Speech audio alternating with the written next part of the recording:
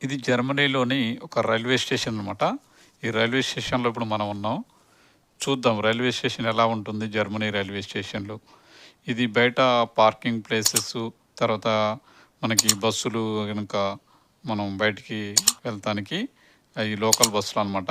అక్కడ మనం కనిపించేయి ఇక్కడ లోకల్ బస్సులు. రైల్వే స్టేషన్‌లో ఉండే లోకల్ బస్సులనమాట. ఇవన్నీ రూట్‌లలో మన దగ్గర ఉంటే నంబర్స్ కూడా ఉంటాయి. ఆ నంబర్స్‌ని బట్టి ఆ రూట్‌లో వాళ్ళు వెళ్తా ఉంటారు. ఇక్కడ మళ్ళీ మనకి డిస్ట్రిక్ట్ సర్వీసులు కూడా మనకి ఇక్కడ ఉంటాయి. అక్కడ మనకు కనిపించేవి ఉన్నాయి కదా! అవి డిస్ట్రిక్ట్ సర్వీసులు. అంటే దాదాపుగా బస్సులు మనకి అన్నీ వోల్వో బస్సులు లెక్కనే మనకి ఏసీ బస్సులు అయితే మనకి ఇక్కడ కనిపిస్తూ ఉంటాయి అన్నమాట. ఇవి డిస్ట్రిక్ట్ సర్వీసెస్ అనమాట. ఇక మనం అంటే ఎక్కడికన్నా ఊర్లోకి వెళ్ళటానికి అవి అక్కడ వేరే ఊర్లోకి వెళ్ళటానికి. ఇది రైల్వే స్టేషన్ లోపల అనమాట.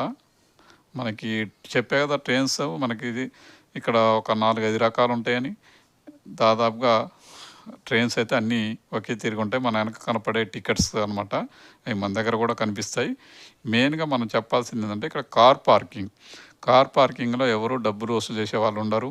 ఎవ్వరు కూడా కార్ పార్కింగ్ దగ్గర పోలీసులు కానీ స్టేషన్లో కానీ ఎవ్వరు మనకి ఎక్కడ కనిపించరు. రైల్వే స్టేషన్లో కూడా మనకి ఏ స్టేషన్లో కూడా ఒక పోలీస్ కానిస్టేబుల్ కూడా కనిపించరు ఇక్కడ. మామూలుగా పార్కింగ్లో కూడా ఎవరు డబ్బులు మనకి వసూలు చేయరు. అక్కడ ఏంటంటే మీరు ఎంతసేపు ఉంటారు దాంట్లో ఒక్కొక్క పార్కింగ్ దగ్గర మీరు అర్ధగంట ఉంటారా, 10 నిమిషాలు ఉంటారా, 15 నిమిషాలు ఉంటారా, ఇట్లా మనకి బోర్డులు కనిపిస్తాయి. మనం ఎంతసేపు అయితే వెయిటింగ్ 1 డే ఉంటామా అని ఆ టైమింగ్స్ ఉంటాయి దాని మీద. ఆ ఏరియాలో మాత్రమే మనం పోయి పార్కింగ్ చేసుకోవాలి.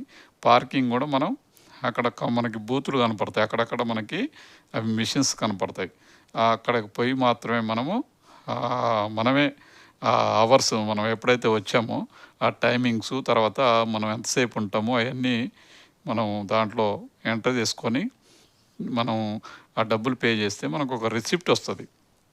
ఆ రిసిప్ట్ తీసుకుపోయి మనం ఆ కారు ముందర పెట్టాలి మనం. అంటే అందరికి కనపడే విధంగా. కారు డాష్ బోర్డు ఉంటుంది కదా! ఆ డాష్ బోర్డు మీద మనం ఆ స్లిప్ వాళ్ళకి కనపడే విధంగా మనం పెట్టాలి. దాదాపుగా 99% అక్కడ ఎవరు చెకప్ చేయరు. ఒకవేళ చెకప్ చేశారు, మీరు ఆ స్లిప్ కనపడలేదనుకో అప్పుడు మీకు భారీ జుర్మానా ఉంటుందన్నమాట. అంటే ఎంత ఉంటుందంటే మనం చెప్పలేము, అంత జుర్మానా వేస్తారు వాళ్ళు.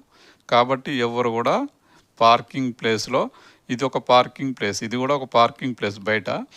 అంటే మామూలుగా జనరల్గా మన రోడ్ల మీద కూడా పార్కింగ్ ప్లేస్ ఎక్కడైనా కనిపిస్తే ఇలాంటి మిషన్స్ ఉంటాయన్నమాట. ఆ మిషన్స్ దగ్గర మనం ఎంటర్ చేసుకోవాల్సింది. ఇక్కడ కూడా అంతే ఉంటుంది. సేమ్ 10 నిమిషాల, అర్ధగంట, 2 గంటల ఒక్కొక్క ప్లేస్లో ఒక్కొక్క ప్లాట్ఫామ్ మీద అవి ఉంటాయి. మనం తీసుకుపోయి 10 నిమిషాలు ఉండే ప్లేస్లో మనం 2 రోజులు ఉండే దగ్గర పెట్టామనుకో, మనం 2 రోజులు కారు పెట్టామనుకో ఖచ్చితంగా అక్కడ పెనాల్టీ పడుతుంది. కాబట్టి 10 నిమిషాలు ఉండే దగ్గర ఆ ప్లాట్ఫామ్ మీద అంతే పెట్టాలి. మనం 20 నిమిషాలు ఉండదలుచుకుంటే ఆ 20 నిమిషాలు ఉండే ప్లాట్ఫామ్ దగ్గర పెట్టాలి. హాఫ్ డే అయితే హాఫ్ డే, 1 డే అయితే 1 డే. ఇట్లా రకరకాలుగా మనం ఉంటాయి. చూసారుగా ముందు రిసిప్ట్, కారు ముందు రిసిప్ట్ కంపల్సరీ అట్లా కనపడాల్సిందే. లేకపోతే మీ కారు చాలానా ఇంటికి వచ్చినట్టే అనమాట. దాదాపు చెక్ చేయరు. ఒకవేళ చెక్ చేస్తే ఆ స్లిప్ కనపడకపోయినా మీకు చాలాన్ వస్తుంది.